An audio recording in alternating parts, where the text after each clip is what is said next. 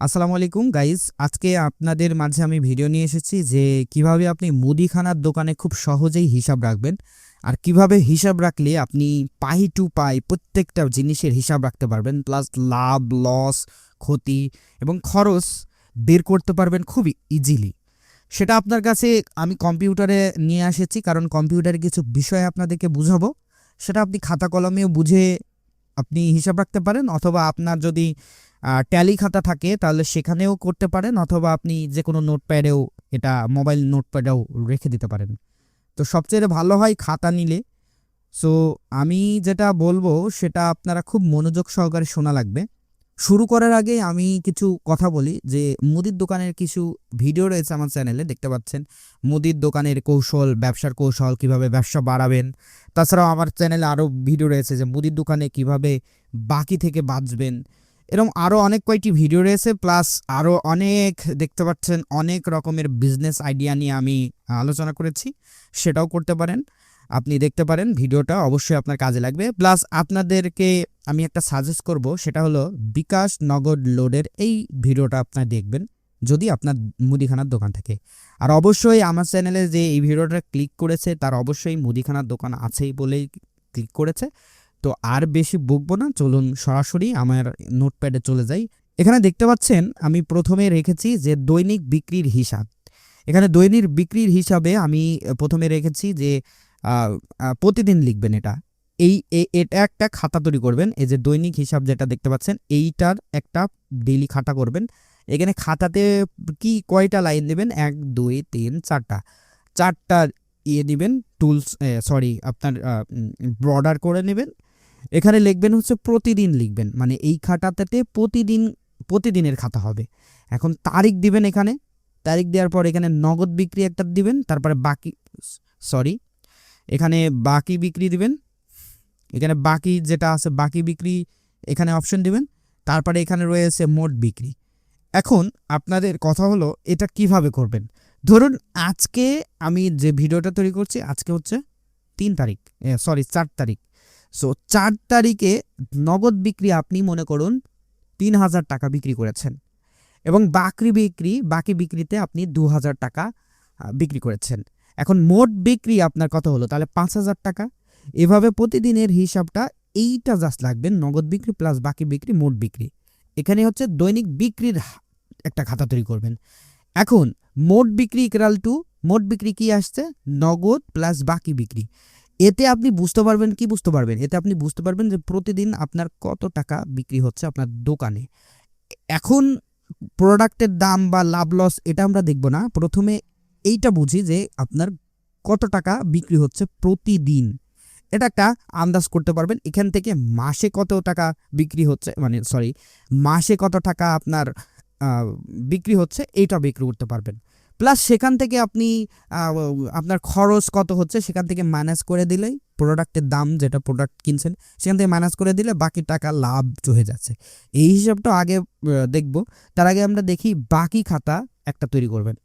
এখানে বাকি খাতা তৈরি করবেন মানে আলাদা একটা খাতা নেবেন। এটা একটা খাতা আলাদা, একটা 1 নম্বর খাতা হবে, 2 নম্বর খাতাতে বাকি খাতা। অনেক দোকানের সবচেয়ে বড় সমস্যা হলে এই বাকি। বাকি নিয়ে কিভাবে বাঁচবেন এটা নিয়ে তো একটা ভিডিও আছেই আমার অলরেডি, সেটা দেখে নেবেন, দেখালাম প্রথমেই। সো এখানে কি করবেন? কাস্টমারের নাম এবং মোবাইল নাম্বার। এখানে কাস্টমারের নাম এবং মোবাইল নাম্বার লিখবেন। ধরুন এখানে রনি নিয়েছে, রনি নেওয়ার পরে রনির নাম্বার 017 বা 01, যাই হোক তার নাম্বার দিয়ে দিবেন। তারপরে সে কি পণ্য নিয়েছে, এখানে একটা পণ্য লিখবেন যে পণ্য সে নিল ডিম, প্লাস ডিম নিয়েছে, কলা নিয়েছে, বা অন্য অন্য কিছু নিয়েছে, মুড়ি নিয়েছে। এখন মোট বিক্রি, এখানে আপনার মোট কত টাকার বিক্রি হয়েছে সেটা লিখবেন, মানে এই পণ্যটা কত টাকা বিক্রি হয়েছে এখানে লিখবেন। ধরুন এই মুড়ি জিলাপি ইলাপি দিয়া এখানে, সরি, মুড়ি আর কলা বা ওইগুলো দিয়ে আপনার এখানে কত হয়েছে, ডিম দিয়ে এখানে মনে করুন 500 টাকা হয়েছে। সো সাপোজ এখানে 500 টাকা হয়েছে। এখন এখানে একটা বিষয় আছে যে অনেকে আছে কি করে, সে কিন্তু দেখা যাচ্ছে 500 টাকার মাল কিনে 200 টাকা দিয়ে গেছে। যদি এমন হয় তাহলে এই যে জমা এবং জমার তারিখ, এখানে ধরুন এই ডিম কলা এগুলো নিয়ে সে 500 টাকা দিয়েছে, দেওয়ার পরে সে এখানে 200 টাকা আপনাকে দিয়ে গেছে। এবং প্লাস কোন তারিখে দিয়েছে সেটাও লিখবেন। দেখুন এটা কোন তারিখে তারিখ কিন্তু মাস্ট এখানে লেখাই লাগবে, জমা যদি নাও দেয় এখানে তারিখ লেখা লাগবে। তাহলে এখানে সুন্দরভাবে আপনারা আশা করে বুঝতে পারছেন যে মোট বাকি 500 টাকা, এখানে জমা দিল 200 টাকা। তাহলে এখন বাকি কত টাকা বাকি আছে, ধরুন 4 তারিখে সে 500 টাকার মাল নিয়ে 200 টাকা গেছে, তাহলে 500 মাইনাস 200, তাহলে বাকি থাকছে 300 টাকা। তার মানে এই তারিখে তার মোট বাকি থাকছে 300 টাকা। এটা একটা হিসাব রাখবেন, অথবা আপনি সপ্তাহের হিসাবও লিখে নিতে পারেন এখানে। আর এটা মিলাবেন আপনি প্রতি সপ্তাহে একদিন এই খাতাটা দেখবেন এবং মিলাবেন এবং কেটে দিবেন। প্রয়োজন হলে আরও কিছু এখানে অ্যাড করতে পারেন, আপনার যদি কোনো প্রয়োজন হয় এর মধ্যে কোনোটা চেঞ্জ করে আপনি সেটা রাখবেন। So you can do it. So এটা একটা বেসিক ধারণা দিলাম যে এভাবে আপনি একটা প্রপারলি বাকির হিসাবটা করতে পারেন। সো এইগুলো মাস্ট থাকা লাগবে। প্লাস আপনি এখানে যদি কোনো কিছু আপনার যদি একটু কাস্টমাইজ করা লাগে সেক্ষেত্রে আপনি করে নেবেন, চেঞ্জ করে নেবেন। তো তারপরে আসি আমরা পণ্য ক্রয়ের হিসাব। দেখুন মুদিখানার দোকানে কিন্তু পণ্য ক্রয় করা লাগে, যত ক্রয় তত বিক্রয়। সো আপনার প্রোডাক্ট যত থাকবে ততই বিক্রি হবে। এখন আপনি এখানে লিখবেন। এখন আসি পণ্য কেনার হিসাবটা দেখি। তারিখ দিবেন, কোন তারিখে পণ্য কিনছেন, পণ্যের নাম, কি কি পণ্য কিনতেছেন, পাইকারি বা যাই হোক দোকানে মাল তোলার জন্য কি কি পণ্য তুলছেন, চাল ডাল মসুর খেসারি ইত্যাদি যাই হোক এখানে তুলছেন, তেল চাল ডাল তেল। সো পরিমাণ কতটুকু নেবেন, চাল কত নিলেন 50 কেজি, তেল নিলেন 20 কেজি, মুড়ি নিলেন এরমভাবে 1 মণ বা এভাবে লিখে নেবেন। এবং প্রতিটা ইউনিটের দাম, এখানে ইউনিট কি, ধরুন আজকের তারিখে আপনি চাল কিনেছেন, এই চালের দামটা কত এখানে লিখবেন। তারপরে মুড়ির দামটা কত কমা দিয়ে আবার এখানে লিখবেন। এভাবে প্রত্যেকটা দাম নিবেন। নেওয়ার পরে এখানে মোট ক্রয় এখানে কিভাবে করবেন, পরিমাণ গুণ ইউনিটের দাম।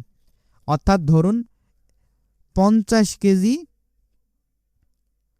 এটা আপনি হিসাব তো করতে পারবেন যে 1 কেজি চাল কিনেছি, 1 কেজি চালের দাম 50 টাকা, তাহলে 1 গুণ 50, 50 থেকে 50 হয়ে গেল। এভাবে গুণ করবেন। ধরুন 50 কেজি আপনি 2 কেজি চাল কিনেছেন, তাহলে 2 কেজি পরিমাণ লিখবেন এখানে। এখানে পরিমাণের অপশনে পরিমাণ। তারপরে পরিমাণের পর আপনি কি করবেন, প্রতিটি ইউনিট, অর্থাৎ 1 কেজি চালের দাম 50 টাকা হলে 50 গুণ 2। সো এখানে মোট বিক্রয়। অথবা আপনি ইন টোটালি এখানে ইউনিটের হিসাব করে বসে এখানে লাস্টে মোট ক্রয়ের হিসাবটা করে নেবেন। এই যে এখানে সূত্র দেওয়া আছে, আর এটা তো আহামরি না, এইগুলোতে হিসাব আপনি পারেন। সো এইটা করলে কি করবেন, এতে আপনি বুঝতে পারবেন কোন পণ্য বেশি টাকায় খরচ হচ্ছে, মানে আপনি কতটুকু পণ্য কিনছেন প্রতিদিন, কোন পণ্যর চাহিদা বেশি, কোন পণ্য কিনা লাগছে আপনার দৈনিক বা খুব তাড়াতাড়ি কোন পণ্যটা আপনার কিনা লাগছে, এগুলো আপনি খুব সহজে এখান থেকে বের করতে পারবেন। এবার আসি সবচেয়ে গুরুত্বপূর্ণ বিষয়, সেটা হলো স্টক হিসাব। অর্থাৎ আপনার দোকানে কি কি মাল মজুদ রয়েছে এগুলো আপনি একটা লিস্ট করবেন। যেমন আগের লিস্ট, মনে করুন আজকের তারিখ দিয়ে আপনি শুরু করতেছেন 4 তারিখ। এখন 4 তারিখ দিয়ে আপনি এর আগে তো এই খাতাটা তৈরি করেননি। সো আগে কি কি স্টক কিনেছেন সেগুলো লিখবেন এখানে। ধরুন আপনার মুদিখানার দোকানে চানাচুরের প্যাকেট অনেক মজুদ করা রয়েছে। সো আপনি সেখানে এই চানাচুরের স্টক লিখবেন এখানে। তারপরে নতুন যেগুলো কিনছেন, নতুন কেনা স্টক দিবেন এখানে। মোট স্টক তাহলে কত হলো, চানাচুর এই স্টক কত টাকার মোট স্টক থাকছে এখানে একটু আপনি স্টকে দিবেন। এখানে করবেন।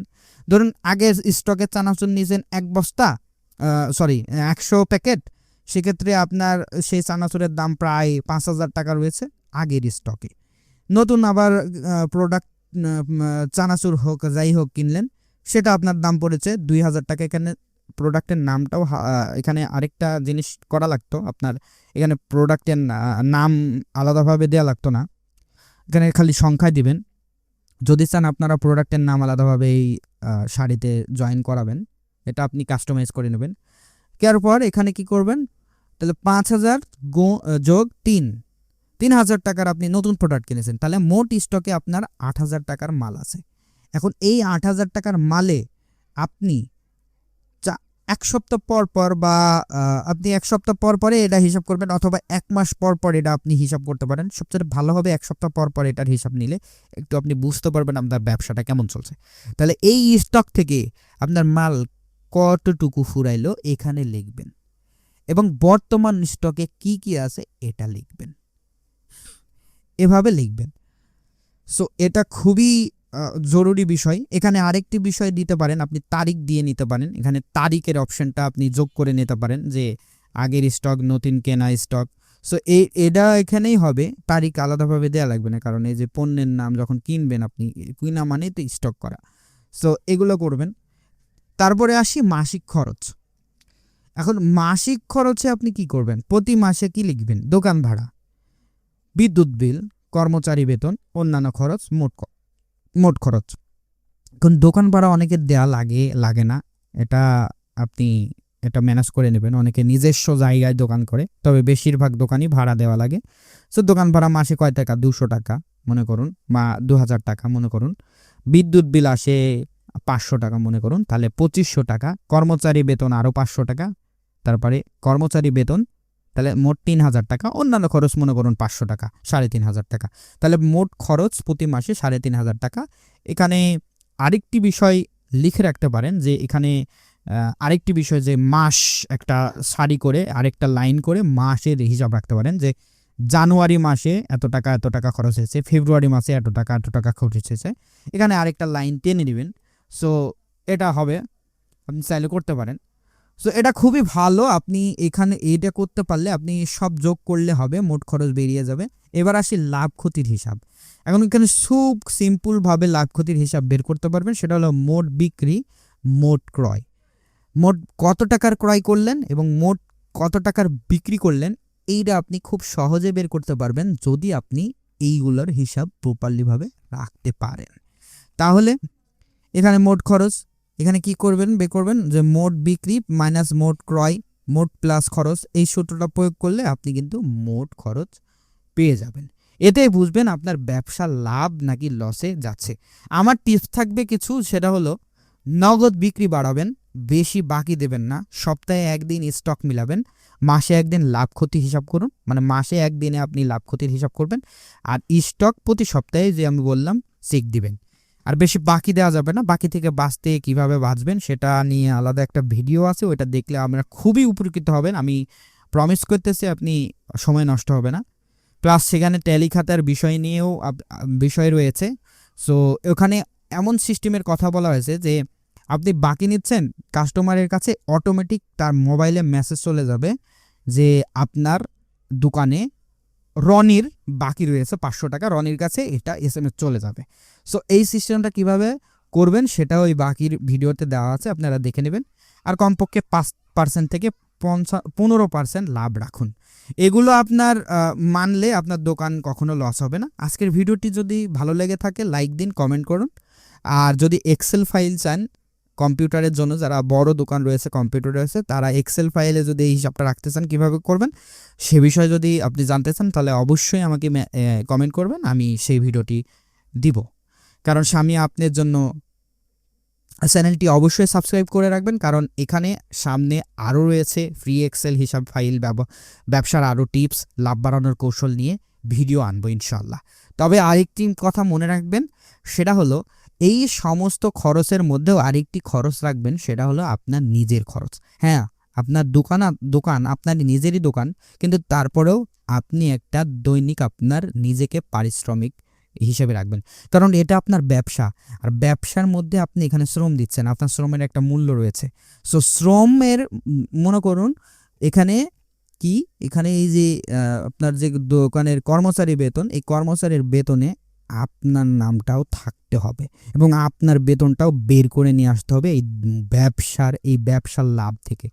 তাহলে আপনি বুঝবেন, যদি আপনার বেতন বের করেও যদি ব্যবসাতে লাভ থাকছে, তাহলে জানবেন যে আপনার বিজনেসটা পারফেক্ট এবং ভালো চলছে। সো সবাই ভালো থাকবেন। আল্লাহ হাফেজ।